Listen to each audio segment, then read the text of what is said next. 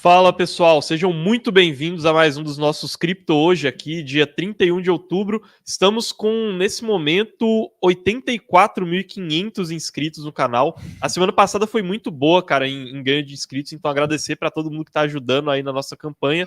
Lembrando que a nossa meta aqui é de bater 100 mil inscritos até o final do ano, então mandem aí quantos inscritos vocês já trouxeram para Mercúrios, porque se tudo der certo e a gente conseguir bater essa meta, lá em 16 de dezembro a gente vai fazer uma mega live de 24 horas aqui para vocês, além do nosso relatório com as principais previsões de cripto para o ano de 2023, né? Mas Danilo, quer começar aí a live dando algum recado pessoal ou já quer ir puxando os comentários lá da live passada? Não, só lembrando aqui pro pessoal, essa Cripto Hoje, nossa nova live diária, né, que a gente tá fazendo aqui, todo dia útil, na hora do almoço, a gente vai ter essa livezinha aqui, que normalmente a gente tenta deixar ali entre 30 e 35 minutos, tá? Para você poder ali assistir enquanto você almoça, né? O nosso intuito aqui é sempre aumentar o engajamento com vocês, então sempre estando aqui, puxando os comentários, é uma live nossa para vocês, né? Não é uma que a gente traz uma grande análise, como é um Crypto Insights, por exemplo, ou que a gente quer a visão de muitas pessoas ao mesmo tempo, como é o Casual Crypto. Essa é uma conversa nossa com vocês. Então, como que a gente começa ela sempre? A primeira coisa que a gente vai fazer vai ser mostrar os comentários do Cripto Hoje de ontem, né? No caso, ontem, obviamente, não teve, mas o de sexta-feira, né? Então, se você está vendo esse vídeo aqui e a gente não está mais ao vivo, né? Você está vendo só o vídeo, você já pode comentar aqui que amanhã a gente vai puxar o seu comentário no Cripto Hoje novamente, meio-dia sempre, tá? Então já marquem aí no calendário de vocês. E se vocês gostam dessa live diária, deixa o like, tá? Porque o YouTube pune a gente quando a gente começa uma série de lives novas, por mais hipócrita que isso pareça, né? Mas ele acaba fazendo isso, então a gente precisa muito do engajamento de vocês. Então, mandando ali bom dia, as perguntas de vocês aí no chat e deixando o like sempre para o YouTube saber que esse conteúdo tem qualidade, ele pode entregar para mais pessoas, tá? Então, pessoal, quem quiser, a dinâmica é sempre assim, a gente vai para os vídeos de ontem, no caso sexta-feira, depois a gente puxa uma notícia que a gente acha relevante e já vamos direto para o chat aqui. Então a gente vai responder as perguntas que tem aqui no chat. Então se vocês têm dúvidas aí, qualquer dúvida sobre qualquer coisa de cripto, pode botar aqui no chat que daqui a pouco a gente já puxa. Carlos, vou começar aqui. Olha lá, o Bruno Miner já tá mandando bom dia pro engajamento. Pô, é isso mesmo. Cara, a primeira dúvida que eu queria puxar é a dúvida do Anderson aqui. Ele falou, parabéns pela série, muito boa. Inclusive, pessoal, deixem um feedback aí do que vocês acham dessa série, se vocês gostam. É muito importante pra gente. E ele pergunta se a gente poderia comentar sobre os riscos da rede Polygon. Né? Ele sabe que tem o lance da multisig, mas qual que é a chance de dar ruim na rede e eu perder os tokens que eu tenho lá? Boa. Isso aí é bem interessante. Para quem não sabe, a Polygon ela funciona em um esquema que a gente chama de sidechain. Eu vou procurar aqui para vocês um desenho que vai conseguir explicar isso melhor. Mas a sidechain ela é muito parecida com uma carteira cripto, né? Igual as que a gente mesmo tem e que ela tem chaves privadas, né? Que são usadas para poder certificar do que vai entrar, ou melhor, do que vai entrar não, mas do que vai sair daquela carteira, né? Para poder fazer essas movimentações. Estou colocando aqui um desenho que vai mostrar isso aqui mais ou menos para vocês. Vou compartilhar minha tela aqui. E a sidechain, ela é como se fosse uma blockchain paralela, né, digamos assim. Como que funciona o mercado cripto como um todo, né? Você tem as blockchains, que elas são estruturas, e aqui dentro dessa estrutura é onde as suas criptos elas estão guardadas, né, basicamente. Óbvio, isso aqui na verdade funciona de um jeito linear, que são os bloquinhos sendo adicionados um na frente do outro, e dentro desses blocos tem as transações que foram realizadas, né, e todas aquelas informações. A sidechain é como se fosse uma blockchain paralela.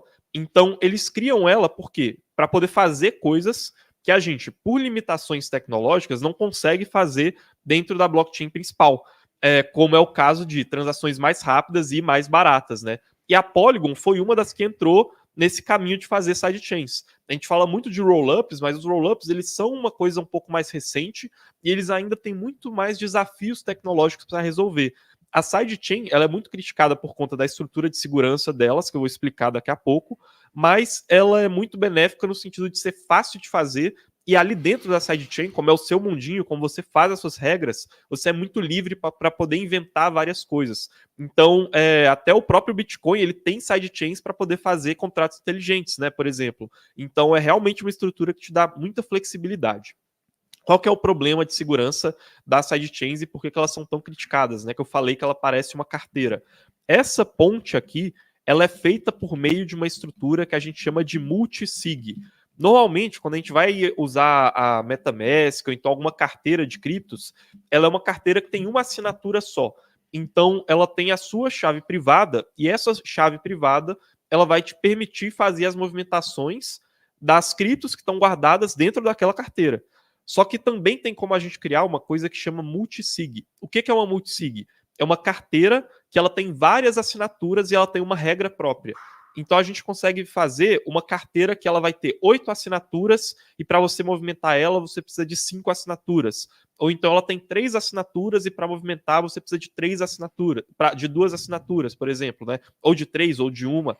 E isso acaba gerando alguns riscos de segurança. Um dos eventos que a gente viu que está relacionado com isso foi o hack da Ronin, do X-Infinity, né?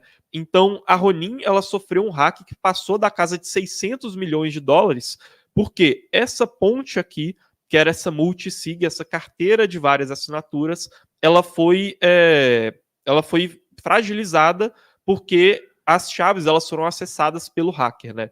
E a Polygon ela é muito criticada por conta disso. Poxa, a Polygon está funcionando em estrutura de sidechain. Será que isso faz sentido? Será que não faz? Será que eu posso perder as minhas criptos? Igual foi o que aconteceu com muita gente que estava lá na Ronin, que era a sidechain do X-Infinity. E aí a gente pode falar de algumas coisas que a Polygon faz diferente, né? Primeiro, a sidechain da Polygon ela tem uma estrutura que a gente chama de checkpoints. O que são os checkpoints? Essa sidechain ela está sempre fazendo uma transmissão das informações que estão dentro dela para Ethereum. Então, não necessariamente você vai precisar esperar os seus fundos serem transmitidos de volta para a rede de Ethereum para você ter certificado que aqueles fundos eles pertencem a você. Óbvio, não é uma segurança completa, aqueles fundos eles ainda podem ser movimentados e eles ainda podem ser fragilizados se alguém conseguir obter essas chaves privadas dessa multisig, né, que na prática é essa ponte ali, entre aspas, que faz a ligação da sidechain com a blockchain principal, mas isso ajuda nesse mecanismo de segurança e os validadores dessa sidechain, né, que são os caras que vão coordenar aquela segurança ali dentro, eles também realizam staking na blockchain principal da Ethereum, ou seja, eles travam criptos lá na blockchain principal da Ethereum, que ajuda nesse alinhamento de segurança. Não é tão seguro quanto o Rollup, que é a estrutura que a gente vê que vai ser o futuro da escalabilidade, que é deixar a rede de Ethereum mais rápida e mais barata para os usuários, mas ele é mais seguro que a maioria das sidechains, e aí para poder contornar isso, a Polygon ela está, né, também se desenvolvendo no caminho tecnológico de usar Rollups, digamos assim. Muito top, cara.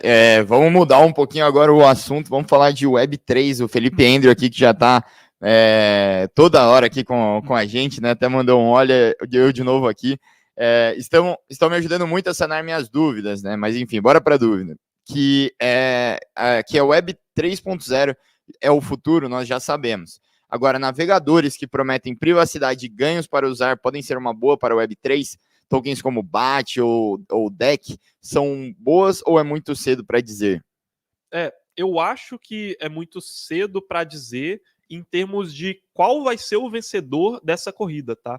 Mas eu acho que pode ser uma tendência muito clara a gente ter aplicações que elas consigam usar os tokens ali dentro e principalmente para o Web3, né? O que eu quero dizer com isso?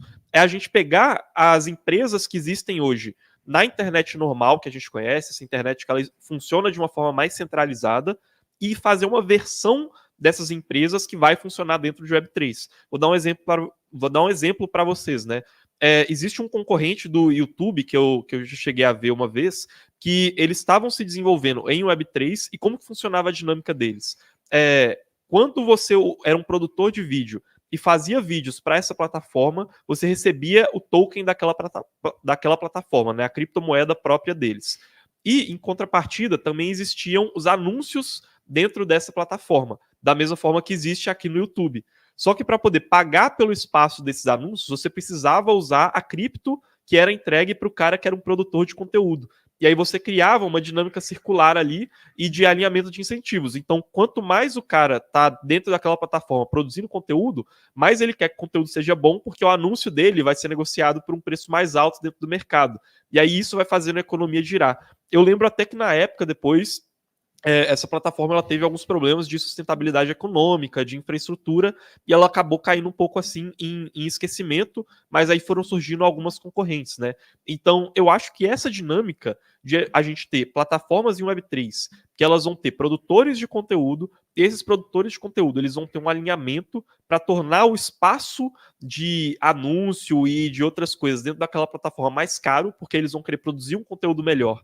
E aí, por meio desse conteúdo melhor e por esse anúncio mais caro, aquele token que eles estão recebendo, ele vai passar a valer mais, é uma dinâmica que ela está muito clara para se desenvolver. A gente só não tem o ganhador ainda, e porque a gente ainda não tem uma infraestrutura validada para fazer isso, que seja segura e que seja escalável, e nem uma lógica econômica que tenha sido provada como escalável, tá? Mas aí, no caso da Brave, por exemplo, eu acho que eles são uma boa empresa para tentar criar infraestruturas e eles talvez sejam uma das mais avançadas para tentar avançar nesse sentido. Só que, igual eu falei, hoje o tokenomics do token da Brave, por exemplo, ainda não está acertado, né? Então é esse tipo de coisa que a gente tem que acompanhar. E a loja BB Resolve aqui falou que, falando em Web3, seria interessante explicar como os domínios são registrados na blockchain e quem ganha os dólares pagos para fazer o registro. Boa, isso aí normalmente é feito por meio de uma aplicação que ela não é nativa da blockchain da Ethereum, tá?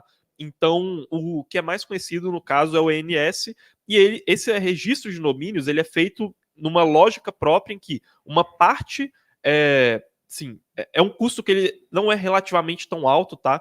Então, a fundação do ENS ela não ganha tanto com isso assim, mas a gente tem um direcionamento de uma parte disso para poder ajudar no desenvolvimento do ecossistema, e uma boa parte disso, né, é para o próprio registro que acontece ali dentro da blockchain, né? Eu só não vou conseguir trazer para você agora essa proporção, mas de maneira geral, eles não estão tão focados assim com essa capitalização original no momento em que aquele registro ele é criado.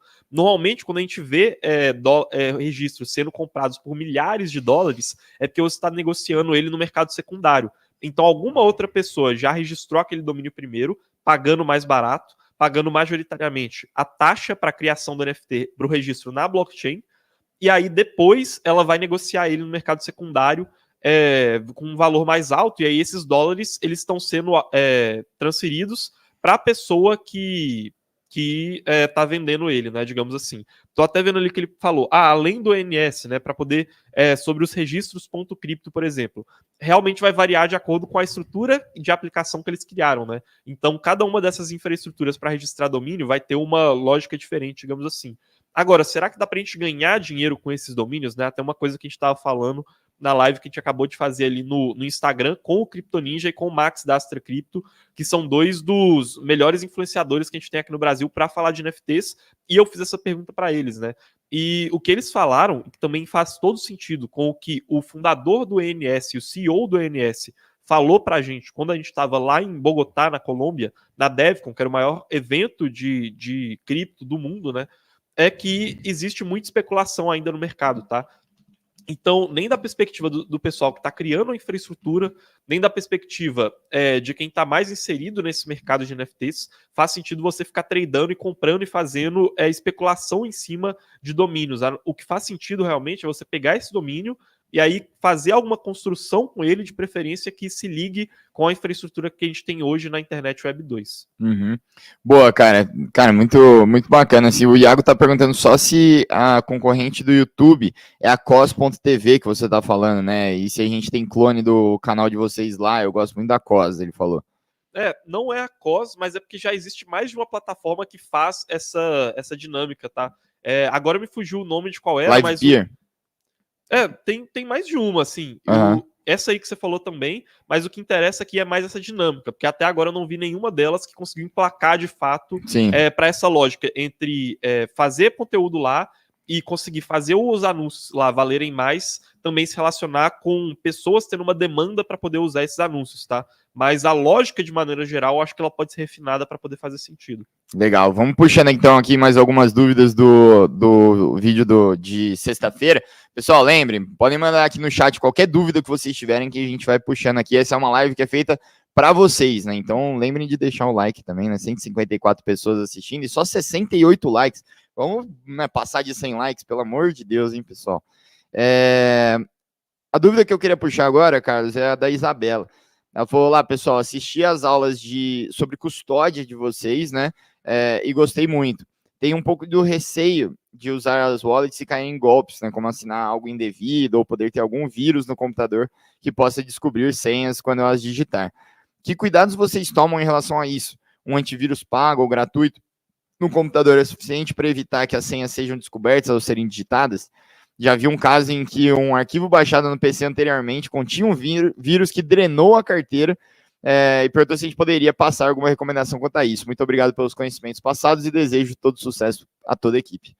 O que você pode fazer é usar alguns programas que vão te auxiliar para poder criptografar essas informações, né? Então, o arquivo baixado no computador, por exemplo, você passaria para um programa de criptografia que dividiria essa informação, por exemplo, entre o que está no programa no seu computador e um pendrive. E aí você usa esse pendrive como uma chave de acesso para conseguir movimentar a sua carteira, assim, digamos. Mas assim, isso começa já a gerar um trabalho maior de entendimento e de criação de processos para você ter uma custódia própria, tá?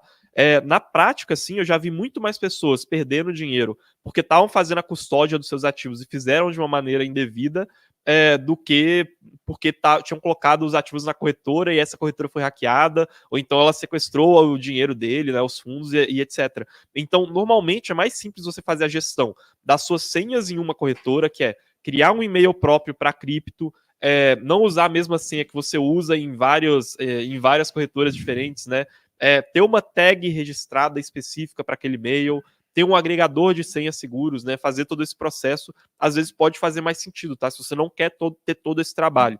Mas se você quer realmente ter uma custódia própria, aí o caminho seria esse, né? Ter um antivírus, claro, se conectar em redes seguras também, mas aí tentar usar um programa criptográfico que ele divida a sua chave para você conseguir acessar ela só utilizando um pendrive, e aí você consegue dividir isso entre alguns pendrives, ou então comprar uma hard wallet, né, que é melhor ainda, e aí usar essa hard wallet para você conseguir ter esse acesso. Uhum.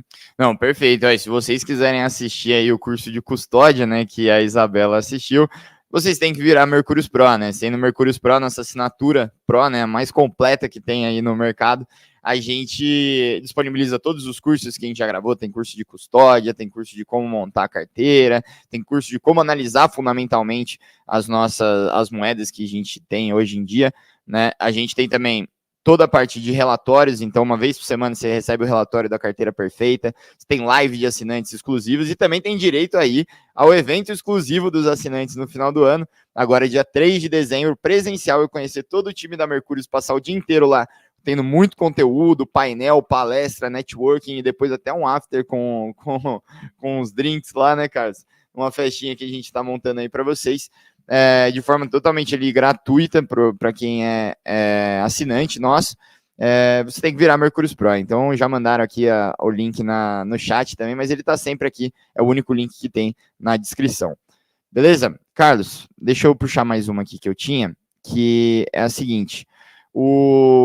Como que era o nome dele? O Jairo Master, ele tá falando o seguinte: por que a Secret tem red flag de regulamentação se você tem a possibilidade de gerar uma chave pública read-only e enviar para os órgãos reguladores provando que você tem transações limpas?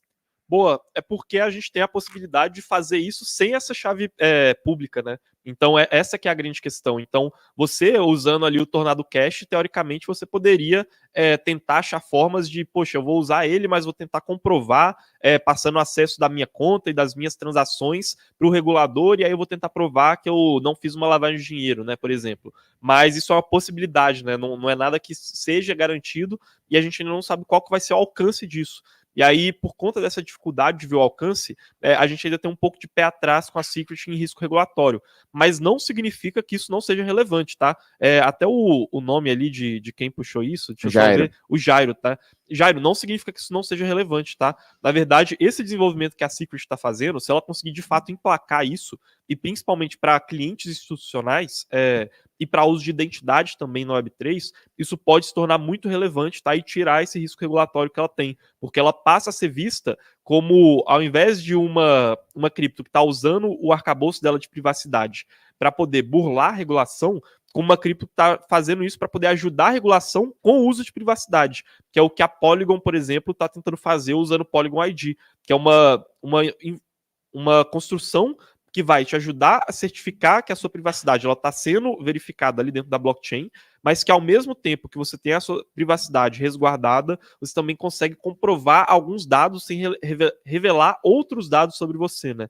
Então, essa é uma construção que ela faz mais sentido do ponto de vista regulatório, e se a Secret conseguir emplacar nesse sentido, ela também pode fazer essa construção. Só que, como eu disse, enquanto ela ainda não consegue emplacar essa narrativa, ela ainda pode estar mais próxima de um Tornado Cash do que seria o ideal, né? Uhum.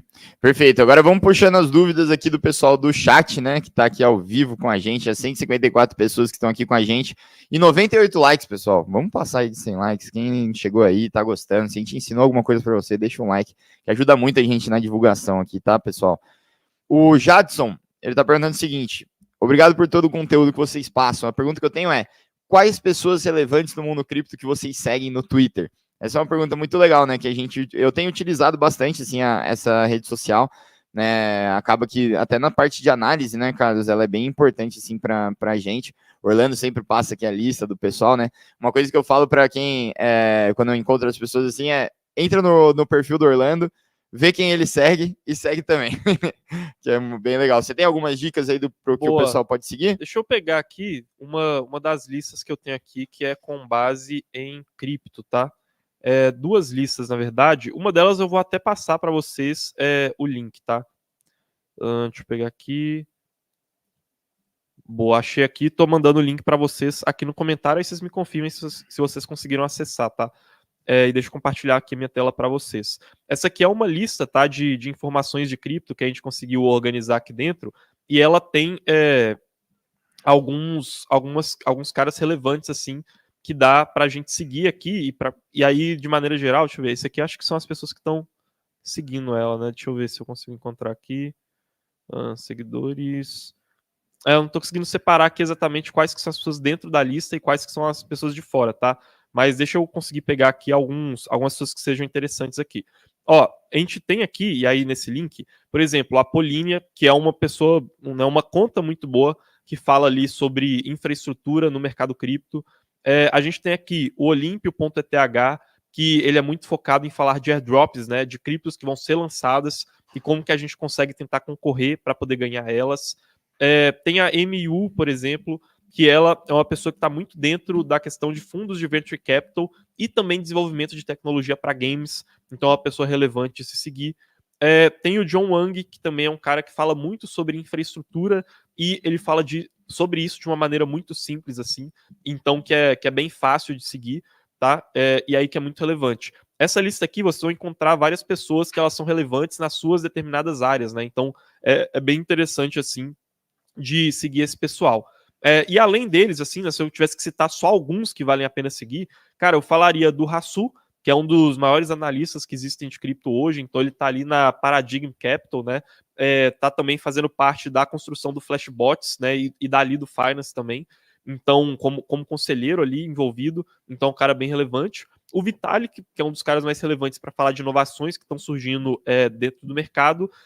Tem o Nick Carter, que também é um cara que ele está muito focado no desenvolvimento de Bitcoin e das teses de como o Bitcoin vai se formar. Então aí são três relevantes em áreas diferentes, mas na lista vocês vão conseguir encontrar pessoas de diferentes campos, assim, né? Alguns bem específicos, igual eu falei, de airdrop, de fundo de venture capital. Então é bacana para vocês conseguirem entender ali quem que vocês vão seguir no Twitter. Também é interessante ele dar uma olhada para quem quer o conteúdo em português, né? Já fazendo um jabá aí do pessoal da Asset, né? Da Mercurius Asset. Lá o Igor, o Gabriel Bills, né, eles são bem ativos ali no Twitter, né, junto com o Orlando e com o Casta também, fazem algumas threads ali bem interessantes, assim, para quem quer conteúdo em português, assim, lógico que a gente é suspeito para falar, mas é bem legal, sim, tá, pessoal, vale a pena, lá, pelo menos dar uma conferida e ver se faz sentido para vocês seguirem. Boa, e aqui no Twitter da Mercurius, que eu vou mandar o link para vocês, aqui em quem a Mercurius está seguindo, vocês vão encontrar todos os nossos analistas aqui dentro de casa, junto com alguns parceiros, tá? Então é bem interessante vocês irem lá, que aí vocês já aproveitam e seguem todo mundo. Boa. O Flávio Leal aqui, o Carlos, ele está perguntando sobre a dificuldade de fazer custódia, né? Ele pergunta se isso significa que o futuro da adoção em larga escala vai ser feito através de grandes instituições. Ou vai ser feito por meio de grandes instituições, ou então ele vai ser feito por meio de coisas que vão existir no mercado cripto, que você, mesmo sendo uma pessoa sozinha, vai conseguir usar aquilo de uma forma tão simples quanto se fosse uma grande instituição. E tem um tema que foi até falado também lá na DevCon, que é o Account Abstraction. O que é Account Abstraction? Hoje, existem dois tipos de contas dentro da Ethereum. Um tipo é a conta que a gente está acostumado a usar, que a gente tem a nossa chave privada para poder fazer a movimentação do nosso dinheiro que está ali dentro. E o outro tipo são os contratos inteligentes, que eles também são contas que estão registradas ali dentro, só que eles são autoexecutáveis, ou seja, se acontecer uma coisa e obedece àquela regra, ele vai cumprir uma função. É igual uma máquina de refrigerante, que ela obedece àquelas regras que foram estabelecidas, né? Então, você colocou lá, colocou o dinheiro, digitou aqueles números, a máquina ela não precisa pensar para te dar uma resposta, ela só vai lá e libera aquele refrigerante que você pediu para ela. E é assim que funcionam os contratos inteligentes. Por que isso é muito interessante? O Account Abstraction é esse movimento tecnológico que a gente quer tornar como padrão, ao invés da conta que a gente usa hoje, que a gente precisa da nossa chave privada, a gente tornar o padrão essas contas de contratos inteligentes. E aí a gente consegue programar muito mais coisas, porque o código ele é como se fosse vários bloquinhos que a gente vai construir, né, um contrato para cumprir determinada função. E aí, por meio dele, olha só várias possibilidades que a gente consegue abrir. Né? Hoje é muito mais fácil, muito mais seguro a gente criar uma conta no Instagram ou então criar uma conta em um banco e usar ela do que a gente criar uma conta para poder movimentar cripto, né? É muito mais simples de você fazer isso, é por isso que cripto não é o padrão ainda, né? Um dos grandes motivos. Se a gente faz um contrato inteligente, que ele é igual a máquina de refrigerante, a gente definiu, olha, a regra é essa, se acontecer isso, a gente consegue fazer isso, se acontecer determinada coisa, vai acontecer outra coisa, a gente consegue expandir muito mais isso. Por exemplo, uma coisa que existe hoje em padrão quando a gente vai criar contas que não existe no mercado cripto e às vezes a gente não percebe. Autenticação de 2 fatores. Se você perde a sua conta no Instagram, pelo e-mail, por exemplo, você consegue ter uma autenticação pelo seu número de celular. Você não consegue fazer isso no mercado cripto. Então, ou então outra coisa que existe no banco.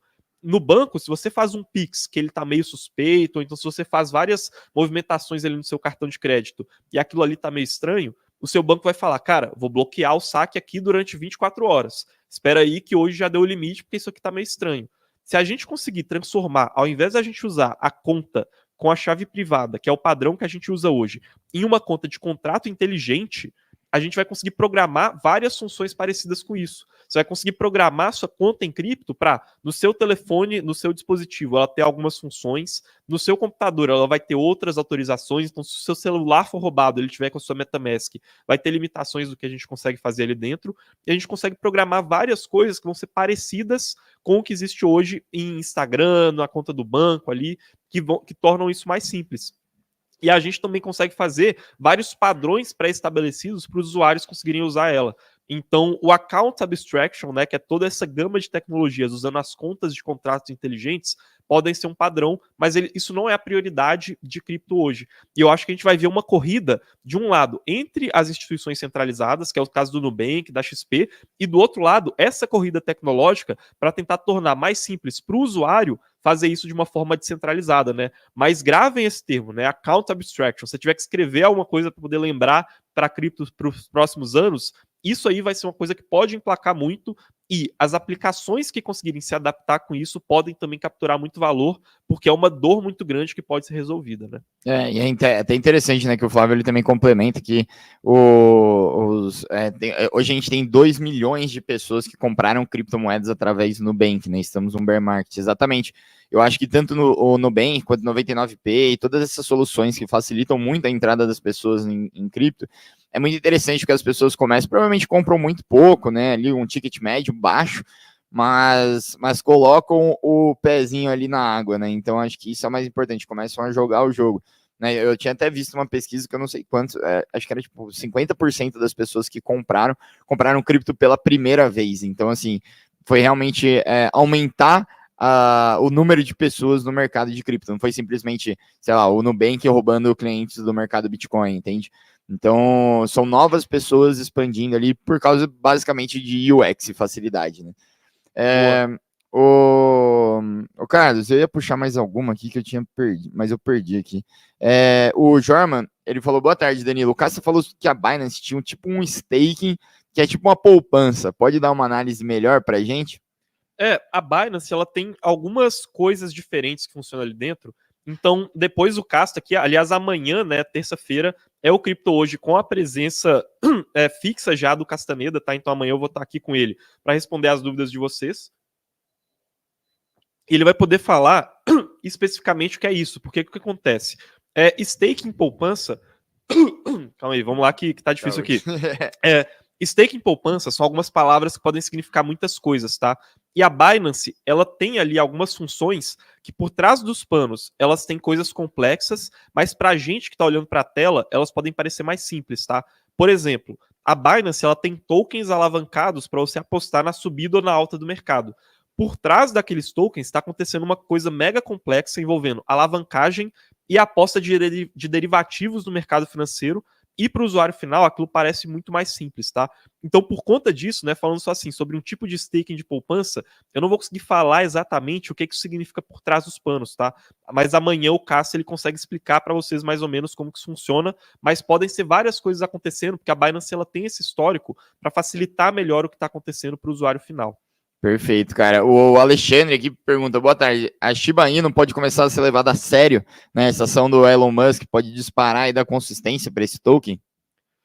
Boa. Cara, não diria que a Shiba Inu ela pode começar a ser levado a sério, né? Mas para a gente não ficar naquele papo de sempre, de falar que é meme coin, né? Vamos tentar trazer uma análise um pouco melhor, mais aprofundada para vocês, né?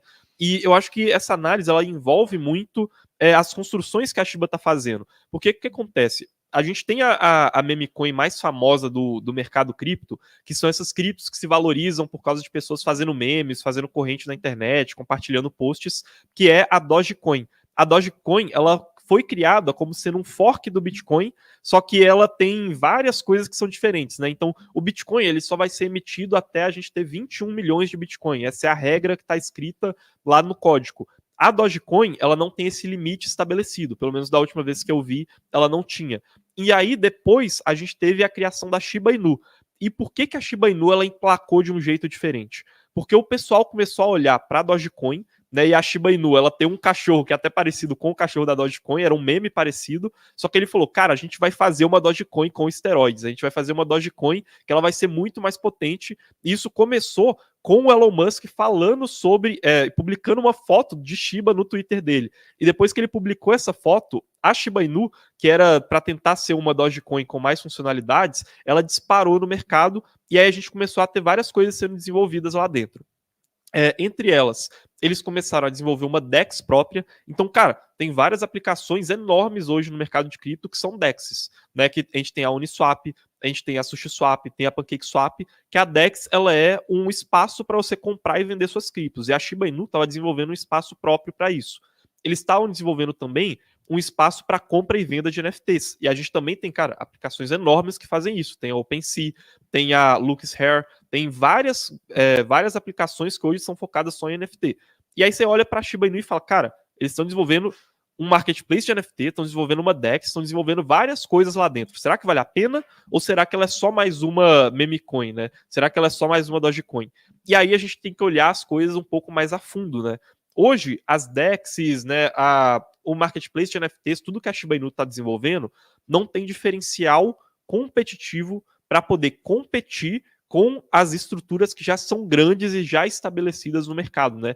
Então, esses concorrentes que já fazem isso são muito mais focados, ao invés de tentar abraçar o mundo e tentar fazer de tudo para provar que não é uma meme coin, eles já são muito mais avançados. Então, é por isso que a gente continua não levando a Shiba Inu a sério, né? A ação do Elon Musk, até agora, a gente viu ela alavancando a Shiba Inu e fazendo a Shiba Inu valorizar no mercado de um jeito muito mais especulativo. Por quê? O Twitter, né, que foi comprado pelo Elon Musk, ele tem colocado alguns pezinhos ali dentro de cripto. Por exemplo, o Twitter ele aprovou, antes das outras redes sociais, você usar NFTs na foto de perfil. Tinham algumas especulações rondando do Twitter tentando facilitar para você conseguir fazer compra e venda de criptos por meio das suas publicações no Twitter. E aí acabou que juntou toda a especulação. Poxa, o Twitter ele está se envolvendo com as tecnologias de cripto e o Elon Musk ele tá envolvido com a Shiba Inu na subida da alta dela de maneira especulativa. O Elon Musk comprou o Twitter e, ao mesmo tempo, a Shiba Inu está desenvolvendo várias coisas diferentes. Mas se a gente destrincha isso, acaba que ainda não tem fundamento para falar que ela deixou de ser uma meme coin e ela tem alguma coisa por trás, além da especulação, que justifica investir nela, tá bom? Boa, cara. Já estamos estourando aqui o nosso tempo limite, pessoal. Cara, eu vou pedir para vocês. Agora a gente vai finalizar, né, essa live. Eu gostei muito, foi muito interessante. A gente já está chegando, né, na nossa meta aqui, né? O Sid Maier até mandou, né, Merck 100k. Bora lá, galera, ajudar a bater essa meta, exatamente. Mas antes de tudo, eu queria dar um recado muito, muito importante para vocês. Hoje, né, hoje à noite, a gente vai fazer uma live, que eu vou até mostrar para vocês aqui qual vai ser, que vai ser o Orlando, junto com o Casta, e a gente vai soltar o nosso novo relatório mensal, tá? Vai ser um relatório em que o Casta, né, participou de praticamente toda essa parte de desenvolvimento, e a gente vai falar sobre Satoshi Nakamoto, né, a história mal contada. Né? O que aconteceu aqui? O Casta, ele pegou todos os contatos, né, que Satoshi Nakamoto fez lá durante o seu período, né, em que ele passou, né,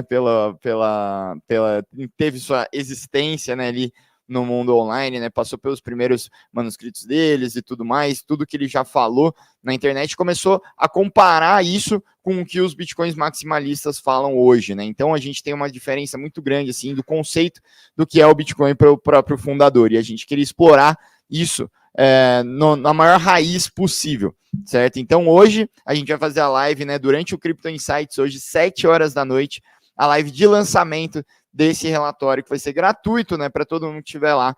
Então, né, lembrem de entrar, eu vou até mandar o link aqui para vocês no chat, entrarem e definirem como lembrete, né, para que vocês não percam hoje aí a nossa live, que vai ser muito bacana. Eu mandei aí o link, entra aqui, deixa o like e clica nesse sininho aqui, porque assim, logo que a gente entrar ao vivo, você recebe uma notificação do seu celular. E tem o sininho ali da própria live, né, do receber notificações ali, que também dá é verdade. O que eu ativei foi o do canal, né? Boa. Aqui, ó, então a gente já tá com notificação tudo ativada, né, pro YouTube avisar a gente quando a gente começar. Beleza? Carlos, mais alguma coisa que eu tô esquecendo? Não, acho que é só isso mesmo, né? Então, cara, relatório gratuito que vai ser disponibilizado para vocês, e assim que terminar essa live, vocês já vão cair lá nessa live para você deixar o like e ativar o sininho lá. Então a gente se vê aí quando forem hoje 7 horas da noite. Só responder a Bibi Rocha aqui, falando que não responderam a pergunta de sexta-feira. Deixa ela aqui de novo hoje, que amanhã eu garanto que eu e o Cássio a gente responde ela. A gente puxa ela, Bibi, desculpa aí, mas é que às vezes não dá para puxar tudo não, mas pode comentar aqui que a gente puxa amanhã, a gente dá prioridade para você, beleza? É isso, Carlos. Valeu. Valeu, falou.